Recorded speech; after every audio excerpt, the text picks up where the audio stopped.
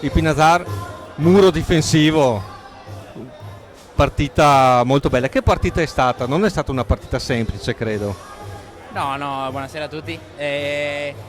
Sapevamo che era una partita difficilissima, Valdagno quest'anno sta facendo una stagione incredibile, è venuto anche a pareggiare qui al Trissino e lo sapevamo dall'inizio che sarebbe stata una partita difficilissima e così è stata quando siamo stati 2-1 sotto, abbiamo anche avuto un rigore contro e per fortuna Ricky è stato grandissimo in quel momento lì e poi siamo stati bravi a reagire e fare una grande partita da lì in poi. Infatti, io onestamente sul 2-1 rigore a favore nostro ho sognato un punto, però avete un roster di giocatori che è fortissimo, meraviglioso, veramente anche bello da vedere.